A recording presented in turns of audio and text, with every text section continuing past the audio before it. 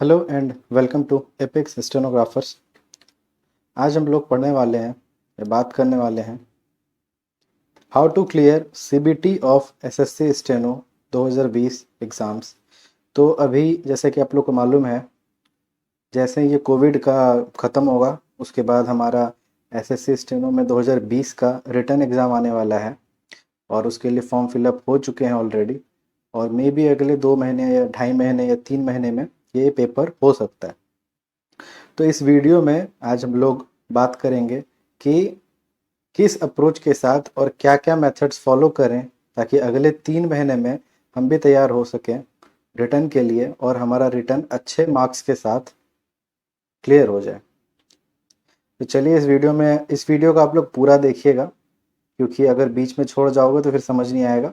तो वीडियो पूरा देखना, एक एक करके तीनों मैंने सब्जेक्ट वाइज बताया हुआ है कि हर एक सब्जेक्ट को कितना टाइम देना है और कैसे कैसे हम लोग को पढ़ना है और क्या क्या इम्पोर्टेंट है क्या क्या इम्पोर्टेंट नहीं है और किस अप्रोच के साथ पढ़ना है, वो सब कुछ बताया है। तो वीडियो को पूरा देखना तो अच्छे से फ़ायदा ले पाओगे वीडियो का। तो चलिए स्टार्ट करते हैं। हम लोग शुरू करते हैं सिलेबस से। तो हमारा सिलेबस बहुत सिंपल है।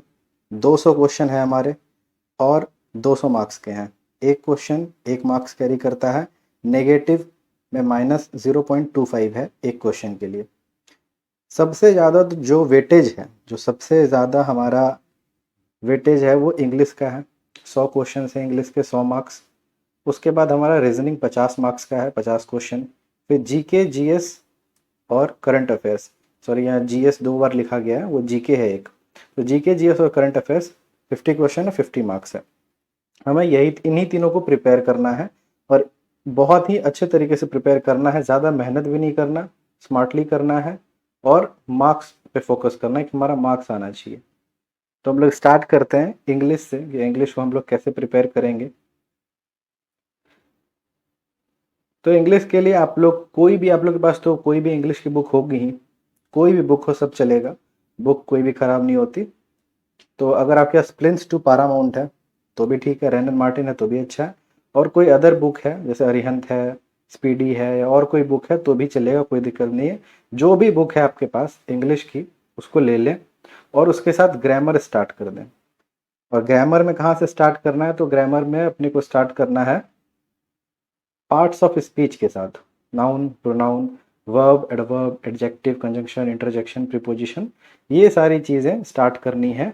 और इसमें किस तरीके से पढ़ना है वो समझ लीजिए। सबसे पहले आपको रूल्स पढ़ने हैं। जैसे नाउन है, नाउन में रूल्स पढ़ा आपने, उसके बाद उस रूल्स पे क्वेश्चंस बनाए। अगर एक रूल है तो उस पर 10, 15, 20, 25 क्वेश्चंस बनाए। फिर दूसरे रूल पे गए, उस रूल को पढ़ा, फिर 20, 15, 25 क्वेश्चन बनाए। तो इससे क्या होता है कि वो रूल आपको याद रह जाएगा।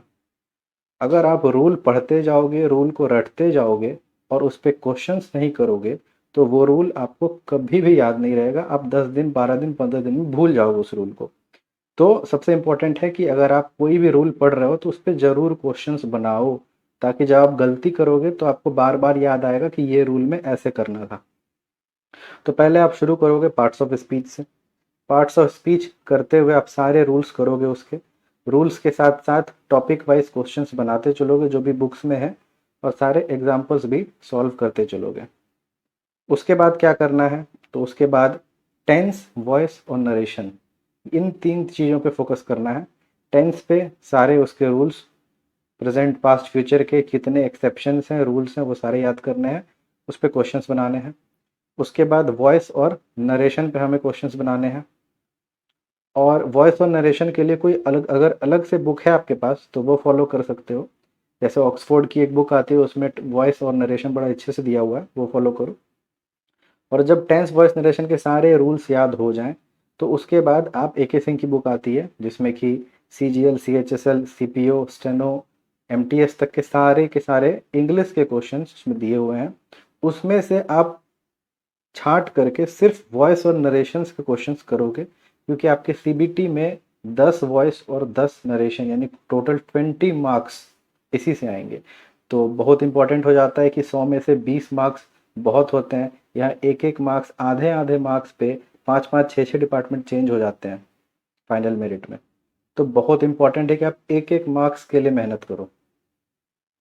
उसके बाद जब वॉइस और नरेशन हो जाएंगे उसके बाद आपको क्या करना है, उसके बाद आपको जो भी किताब आपने ग्रामर के लिए यूज़ किया, जैसे मान लेते हैं नीतू सिंह की आपने प्रिंस टू पारामाउंट यूज़ करी, तो उस बुक में साइनो एंटो जरूर दिया होगा पीछे में कहीं भी या आगे जहाँ भी दिया है। साइनो और एंटो आप क्या करोगे, जितने भी हैं उस बुक में, जो भी बुक आप पढ़ रहे हो, चाहे अरिहंत ही क्यों ना पढ़ रहे हो, उस बुक के सारे साइनोनिम्स और एंटोनिम्स आपको याद होने चाहिए। याद करने में दिक्कत है तो आप लिख लिख के याद करो, वैसे भी याद नहीं हो रहा है रिलेट करके याद करो, किसी चीज़ से ऐड करके याद करो, किसी भी कॉमन थिंग से रिलेट करके याद करो। अगर याद होने में प्रॉब्लम है तो, नहीं तो प्रैक्टिस करो और एमसीक्यू बनाओ उस पर, तो अच्छे से याद हो जाएगा। लेकिन याद करना जरूरी है। और सबसे बड़ी बात कि जिस बुक को फॉलो कर रहे हो कम से कम उस बुक का तो सारा साइनो एंटो आपको याद होना चाहिए। उसके बाद एक चीज़ है कि हमारे सीबीटी में वन वर्ड सब्स्टिट्यूशन नहीं आता है, लेकिन इसका मतलब ये बिल्कुल भी नहीं है कि आप वन वर्ड सब्स्टिट्यूशन को स्किप कर दोगे, बिल्कुल नहीं। वन वर्ड सब्स्टिट्यूशन को आप स्किप नहीं कर सकते, क्योंकि किसी भी पैसेज में, कहीं क्लोज टेस्ट में, कहीं पे फिलर्स में, या कहीं साइनो एंटो के ऑप्शंस में, कहीं पे भी आपको वन वर्ड दिख सकता है, और अगर उसका मीनिंग नहीं मालूम है तो वो गलत कर दोगे आप। तो वन वर्ड को हमेशा याद करें। इसको ऐसा मत सोचे कि इसको छोड़ देते हैं, ये तो नहीं आ रहा हमारे एग्जाम में तो इसको याद करके क्या ही फायदा है। नहीं, उसको छोड़ना नहीं है, उसको करना है। कोई भी चीज़ छोड़नी नहीं है। और एक चीज़ कि आप इसमें एडियम्स और फ्रेजेस भी याद करोगे जो भी बुक्स में है उनको। तो जब आपका ग्रामर हो गया, टेंस हो गया, वॉइस हो गया, नरेशन हो गया, साइनो एंटो आपने याद कर लिए जितने कर सकते थे, वन वर्ड सब्स्टिट्यूशन याद कर लिए, एडियम और फ्रेजेस भी याद हो गए, ये सारी चीज़ें अगर आपकी कंप्लीट हो गई, फिर से सुन लो, ये सारी चीज़ें अगर कंप्लीट हो गई, तभी आप हाथ लगाओगे कॉम्प्रिहेंशन में, पैसेज में, पैराजम्बल्स में, या फिर क्लोज टेस्ट में। इसके पहले हाथ नहीं लगाना है,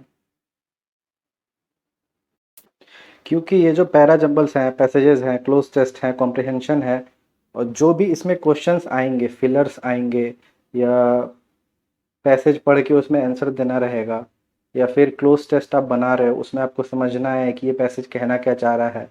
और अगर उस क्लोज टेस्ट में वर्ड पावर पे कोई क्वेश्चन आ गया कि 4 ऑप्शंस हैं और आपको चारों के मीनिंग पता है तभी आप उसमें फिल कर पाओगे, तो इस तरीके से इन सारी चीज़ों में आपका grammar, tense, voice, narration, one word, idiom, phrase, synonym antonym, इन्हीं सब चीज़ों का इस्तेमाल आएगा। यानी कि जो चीज़ें आपने पीछे पढ़ी उन सब चीज़ों का इस्तेमाल इधर आपको हो जाएगा। ठीक है, तो इसलिए पीछे की चीज़ें याद करना ज़्यादा ज़रूरी है। आप ग्रामर आपका क्लियर होना चाहिए, टेंस, वॉइस, नरेशन क्लियर है, साइनो एंटो का स्टॉक काफ़ी सारा है, वन वर्ड आपने बहुत सारे याद कर लिए, इडियम फ्रेजेस आपने 500 से 1000 याद कर लिए। उसके बाद आप प्रिपेयर्ड हो कि आप कॉम्प्रिहेंशन दे सकते हो, फिर आपका कॉम्प्रिहेंशन में ज़्यादा गलत नहीं होगा, फिर भी होगा, ज़्यादा गलत नहीं होगा। और जब आप बहुत सारा प्रैक्टिस कर लोगे तो फिर वो भी गलती खत्म हो जाएगी। इसके बाद क्या करना है, इसके बाद आपको ये पैसेजेस बनाने हैं, पैरा, जंबल्स, फिलर्स, क्लोजेस, ये सारी चीज़ें आपको बनानी है पहले उस बुक से, जिस बुक से आप प्रैक्टिस कर रहे थे, पढ़ रहे थे। और उसके बाद आप एमबी पब्लिकेशन की बुक खरीदोगे, एके सिंह की, और उसमें जितने भी एग्जाम्स के इंग्लिश के क्वेश्चन पेपर दिए हुए हैं वो सारे आप सॉल्व करोगे। सीपीओ का हो, सीजीएल का हो, सीएचएसएल हो, स्टेनो हो, एमटीएस हो, या और कोई एग्ज़ाम का हो, उन सब के इंग्लिश के किसी में 100 क्वेश्चन होंगे, किसी में 200 क्वेश्चन होंगे, किसी में 50 होंगे। वो सारे आपको अटेम्प्ट करने हैं, और जेन्युइनली अटेम्प्ट करने हैं, और ईमानदारी से करने हैं, और उसके बाद उसको चेक करना है। और उसके बाद जो गलतियाँ आई हैं उनके रूल्स आपको देखने हैं, फिर से उसी बुक में जिस बुक से आपने ग्रामर पढ़ी थी। ठीक है, और जो जो वन वर्ड या फिर ये एडियम फ्रेजेस या फिर साइनो एंटो जो आपके गलत हुए हैं, उन सब को आपको रिव्यू करना है कि क्या गलत हुआ, मीनिंग किसका याद था, नहीं था, उसको लिखोगे, अपनी गलतियां मार्क करोगे, उसके बाद आगे बढ़ोगे। ठीक है, तो यहाँ तक था इंग्लिश, इसको आपको ऐसे ही करना था।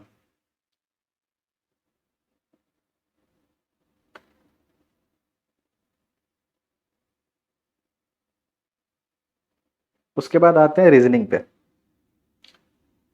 अब एक चीज़ और, कि इंग्लिश को आप कितना टाइम दोगे। अभी आपके एग्ज़ाम में 2 से 3 महीने या मान लेते हैं 3.5 महीने, लगभग इतना टाइम में हो जाना चाहिए, इतना टाइम है आपके पास। तो अभी से अगर आप इंग्लिश को हर दिन 2 से ढाई घंटे दोगे तो आपका इंग्लिश में 100 में से 80 टू 85 ज़रूर आप स्कोर अच्छे से कर पाओगे। और अगर बहुत ही मेहनत करी आपने, अच्छे से प्रैक्टिस करी, तो 90 प्लस भी स्कोर कर सकते हो। चलिए अब रीजनिंग पे चलते हैं। रीजनिंग में क्या है कि इसमें वही है कि आपको पहले तो एक अच्छा सा किताब जो भी हो, जो भी बुक आप चाहो वो फॉलो करो, लेकिन उस बुक को पूरा ख़त्म करो, बिना पूरा ख़त्म किए बुक को छोड़ना नहीं है। ठीक है, मैं रिकमेंड करूँगा कि आप RS अग्रवाल की बुक ले लो, एक वर्बल नॉन वर्बल रीजनिंग वाली, और उसको आप स्टार्ट करो और चैप्टर वाइज करते जाओ, जो चैप्टर आपके सिलेबस में है वो करते जाओ, और 50 60 70 जितने मर्जी क्वेश्चंस करो, जब तक कि उस टॉपिक में आपकी गलतियां आना बंद ना हो जाए। ठीक है, वही चीज़ लिखा हुआ है मैंने, पढ़ भी सकते हो पॉज करके आप। दिन में 1 2 घंटे, 1 से 2 घंटे आप दो रीजनिंग को, और अच्छे से प्रैक्टिस करो। और एक चीज़ रिमाइंड करा दूं कि जो पिछले साल यानी कि 2019 वाले, हमारे 2019 वाले एग्ज़ाम में जो CBT में पहले पेपर आई थी, चाहे वो तीनों दिन का हो, किसी भी दिन का आप कंपेयर कर लो, उसमें रीजनिंग का जो लेवल था वो पिछले 2 3 सालों से काफ़ी अच्छा था। और मैं कहूँगा वो रीजनिंग का लेवल कम से कम IBPS का जो पेपर होता है क्लर्क का, IBPS क्लर्क का, लगभग उस लेवल का, या उससे थोड़ा कम कह लो या उसी लेवल का कह लो, उस लेवल का रीजनिंग SSC ने पूछ रखा था, जो कि प्रीवियस 2 3 ईयर्स आप जाओ तो उन सब से 2.5 3 गुना लेवल था रीजनिंग का। और जो क्वेश्चंस थे वो काफ़ी लेंदी थे। 2018 वाला पेपर मैंने दिया है, 17 वाला दिया है, 19 वाला भी दिया है। तो वो 19 वाला जो था वो सबसे ज़्यादा लेंदी था और सबसे ज़्यादा टाइम कंज्यूमिंग था। बहुत ही टाइम टेकिंग क्वेश्चंस थे उसके।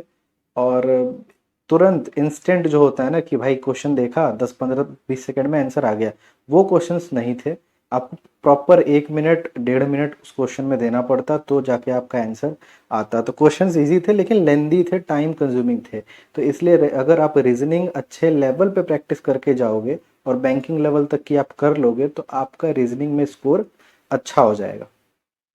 एक टिप और है इसमें, वो मैं दे देता हूँ आपको। रीजनिंग के अगर आपके मार्क्स 40 प्लस हैं, 40 प्लस 42 प्लस या 45 प्लस हैं, तो ज़्यादा चांसेस होते हैं कि आपके नॉर्मलाइजेशन में मार्क्स बढ़ेंगे। अब ये मैं कैसे कह रहा हूँ, मैंने अपने 15 से 20 फ्रेंड्स के मार्क्स देखे, जिनके भी मार्क्स रीजनिंग में किसी भी शिफ्ट के और किसी भी दिन के, जिनके मार्क्स रीजनिंग में ज़्यादा थे और अदर सब्जेक्ट्स में कम भी थे, तो भी उनकी नॉर्मलाइजेशन में ज़्यादा मार्क्स बढ़ी कंपैरिजन टू उसके जिनके कम थे। मेरे रीजनिंग में 41 मार्क्स थे और मेरे एक फ्रेंड के 46 मार्क्स थे। इंग्लिश में मेरे 92 थे और उसके इंग्लिश में 67 थे। फिर भी उसके उसके नॉर्मलाइजेशन में लगभग 18 मार्क्स बढ़े और मेरे सिर्फ 7 मार्क्स बढ़े। दोनों का पेपर सेम डे था और शिफ्ट सेम डे की थी। और मैंने इसके अलावे भी मैंने 3 4 लोगों से कांटेक्ट किया, ये 2018 वाले पेपर की बात कर रहा हूँ मैं, तो सबके मार्क्स बढ़े थे, लेकिन जिनके रीजनिंग में ज़्यादा थे उनके ज़्यादा मार्क्स बढ़े और जिनके रीजनिंग में कम थे उनके कम बढ़े। मैं ये नहीं कह रहा कि नॉर्मलाइजेशन पूरी तरह रीजनिंग बेस्ड होती है, नहीं ऐसा नहीं है, लेकिन ये ट्रेंड मैंने देखा तो सोचा मैं आपके साथ शेयर कर दूँ। तो रीजनिंग हो गया ख़त्म, आपको करना बस यही है, RS अग्रवाल की बुक फॉलो करनी है, चैप्टर वाइज बनाना है और जम के प्रैक्टिस करनी है। अब आगे चलते हैं हम लोग GK GS और करंट अफेयर्स पे। अब देखो GK GS करंट अफेयर का जो ये तीनों मिला करके जो एक सेक्शन आता है 50 क्वेश्चंस का, ये सेक्शन अगर आप मिला दो इंग्लिश से और रीजनिंग से तो उन दोनों से 10 गुना ज़्यादा सिलेबस है इसका। UPSC वाले ना ख़त्म कर पाते, हम लोग क्या ही ख़त्म करेंगे। तो इस सेक्शन को हम लोग को ऐसे पढ़ना है, ऐसे पढ़ना है कि हमारा सेक्शन कवर भी हो जाए, हमारा सिलेबस कवर हो जाए, और कोई भी क्वेश्चन आए तो ऐसा ना लगे कि हम तो ये क्वेश्चन पढ़े ही नहीं, हम तो जानते ही नहीं, ऐसा ना लगे। और इतना भी नहीं पढ़ना है कि जीके में घुस गए और टाइम ही नहीं मिला इंग्लिश और रीजनिंग करने को, क्योंकि इंग्लिश और रीजनिंग 150 मार्क्स का क्वेश्चन है जिसका सिलेबस आपको पता है, जिसमें कि आप अगर 3 महीने दोगे तो 150 में 130 लाओगे, 125 लाओगे। लेकिन अगर जीके जीएस करंट अफेयर में आप 1 साल भी डाल दोगे ना, तो भी कोई गारंटी नहीं है कि उस 50 में से आपको 35 नंबर भी आ जाएगा। मैं 2019 की बात बता रहा हूँ, जो टॉपर्स थे ना हमारे बैच के, जो टॉपर्स थे 167 170 के आसपास जिन्होंने स्कोर किया था, उनके भी जीके जीएस करंट अफेयर में 30 28 30 32 यही मार्क्स है 2019 वाले में। तो 18 वाले का भी सेम हाल था, उसमें थोड़े से अधिक मार्क्स थे, 28 25 30 32 35 इतने थे। लेकिन जीके जीएस करंट अफेयर में किसी के मार्क्स ज़्यादा नहीं आते। इवन मेरा जिस ईयर सिलेक्शन हुआ 2018 में, मेरे जीके जीएस करंट अफेयर के सेक्शन में टोटल 29 या 30 मार्क्स थे बस। तो इसमें कोई गारंटी नहीं है कि आप 1 साल पढ़ लोगे तो आपके मार्क्स ज़्यादा आ जाएंगे। आप 1 महीने पढ़ लोगे तो हो सकता है आपके 1 महीने में ही ज़्यादा मार्क्स आ जाएं, जो कि 1 साल पढ़ के बैठा है उससे। तो ये टोटली बेस्ड है ऑन लक की, हो सकता है आपका दिन अच्छा हो, आपके टाइप के क्वेश्चंस आ जाए जीके के, आप बना दो। और कभी कभी हो सकता है कि आप बहुत पढ़ के गए फिर भी वो क्वेश्चन ना आए। तो लेकिन ऐसा नहीं कि आप इसको स्किप कर सकते हो, पढ़ना तो फिर भी पड़ेगा। और जो बिगिनर्स हैं उनके लिए तो बिल्कुल आपको पढ़ना ही होगा। आप लूसेंट ले लो, चारों सेक्शन जो है ऊपर ऊपर फॉलो कर लो, थोड़ा बहुत देख लो, क्वेश्चंस बना लो, और उसके बाद प्रीवियस ईयर पे आ जाओ। प्रीवियस ईयर जम के पिछले 5 साल की, मैं कहूँगा 2015 से 2020 तक की जो भी प्रीवियस ईयर है उसको रगड़ दो। तो काफ़ी ज़्यादा चांसेस है कोई क्वेश्चन आपको ऐसा नहीं लगेगा कि पता नहीं ये क्या है, वो नहीं आएगा। आपको समझ में आएगा कि हाँ ये क्वेश्चन है, भले ही आप कंफ्यूज रहोगे दो ऑप्शंस के बीच में, लेकिन हाँ आपको आएगा। Same thing goes with GS general science में वही चीज़ आपको करनी है। फिजिक्स केमिस्ट्री बायोलॉजी लूसेंट से पढ़ लो या किसी और बुक से पढ़ लो, और उसके बाद उसके क्वेश्चंस बनाओ, प्रीवियस ईयर के बनाओ या फिर बुक्स के बनाओ, ठीक है। और उसके नोट्स बनाओ, यूट्यूब से वीडियोस देख लो, लेक्चर्स देख लो अगर समझ नहीं आ रहा कोई टॉपिक। और करंट अफेयर्स तो मैं क्या करता था करंट अफेयर्स के लिए, मैं हर दिन जो भी न्यूज़ आती थी या न्यूज़पेपर पढ़ता था उसमें से कुछ कुछ नोट्स मैं बना लेता था। और उसके बाद हर महीने के एंड पे, जैसे महीना ख़त्म होने वाला है और महीना ख़त्म होता है, तो मैं एक वीडियो उस महीने का, जैसे जनवरी ख़त्म हो रहा है तो जनवरी का एक वीडियो उठा लिया मैंने यूट्यूब से, और कम से कम 2 या 3 या 4 चैनल्स तक के मैंने उठा लिए, डाउनलोड कर लिए, और उसके मैंने सारे इम्पोर्टेंट पॉइंट्स देख लिए, पढ़ लिए, नोट्स बना लिए और उसको याद कर लिए। इस तरीके से चलता था। और इस तरीके से मैंने लगभग 2 साल के, नियर बाय 2 साल के करंट अफेयर्स मैंने किए, मेरा काम हो गया। तो इस तरीके से भी आप कर सकते हो। नहीं तो अगर आप डेली देखते हो करंट अफेयर्स तो वो भी देख सकते हो, लेकिन ज़्यादा बेनिफिशियल रहता है कि आप महीने में एक बार देखो। 6 महीने वाली मत देखो, महीने वाली, मंथली वाली देखो। तो उसमें क्या होता है कि ना ही ज़्यादा चीज़ आपकी मिस होती है और ना ही ज़्यादा आप अननेसेसरी चीज़ें पढ़ते हो। अब अगर आप डेली करंट अफेयर पढ़ते हो तो उसमें अगर आप 100 चीज़ पढ़ते हो तो हो सकता है उसमें से एक चीज़ आपके एग्जाम में आए। तो आप मंथली वाला पढ़ो, तो ऊपर ऊपर आपके सारे टॉपिक्स कवर भी हो जाएंगे। Important important current current affairs भी आपको आपको नोट्स में आपके आ जाएंगे, और कोई चीज़ मिस भी नहीं होगी। तो इस तरीके से आप करंट अफेयर कर लो आप। और इन ये तीनों चीज़ें साथ में चलनी चाहिए। एक भी दिन ऐसा नहीं गुजरना चाहिए कि आपने इंग्लिश पढ़ा, रीजनिंग और करंट अफेयर छोड़ दिया। नहीं, तीनों चीज़ें 2-2 घंटे, 1-1 घंटे, 1.5-1.5 घंटे आप जैसे देना चाहो दे सकते हो, लेकिन तीनों को आप कुछ ना कुछ टाइम दो। मैं कहूँगा 2 से ढाई घंटे इंग्लिश को दो, 1 से 1.5 घंटे या 2 घंटे रीजनिंग को दो, और 1 घंटे आप करंट अफेयर्स को दो। और बाकी का 2 घंटा कम से कम हर दिन स्टेनो की प्रैक्टिस पे दो। अगर आप बेसिक कर रहे हो तो बेसिक्स करो, और अगर आप प्रैक्टिस कर रहे हो, स्पीडोग्राफी कर रहे हो, या फिर आप कैलाश चंद्रा की मैगजीन कर रहे हो, या फिर आप हिंदी से हो रामधारी कर रहे हो, तो जो भी कर रहे हो आप उसको करते रहो, लेकिन 2 घंटे उधर भी दो क्योंकि वो भी इम्पोर्टेंट है। मेनली तो इसके लिए इम्पोर्टेंट है। तो इतना था English, reasoning, GK, GS, current affairs कि आप कैसे करो। और अगर आपको पसंद आए, पहले तो समझ आए, दूसरा अगर आपको पसंद आए तो आप वीडियो को लाइक कर देना, क्योंकि इसके लिए मुझे 2-2.5 घंटे लगा है ये पूरा शीट बनाने में, जो भी आप अभी देख रहे हो।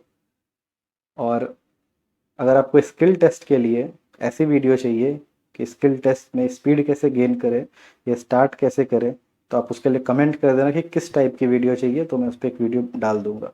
और उसके बाद आप लोग क्लियर करो रिटर्न, उसके बाद मैं एक वीडियो इस पर भी डाल दूँगा कि स्किल टेस्ट के दिन होता क्या क्या है, हमें ऑप्शन फॉर्म्स कैसे भरनी होती हैं, हमारा स्किल कैसे होता है, हमारी डॉक्यूमेंट वेरिफिकेशन कैसी होती है, और मेरिट वेरिट क्या जाएगा वो सब भी बात करेंगे। तो वीडियो पसंद आए तो वीडियो को लाइक कर देना और चैनल को सब्सक्राइब कर देना। Thank you.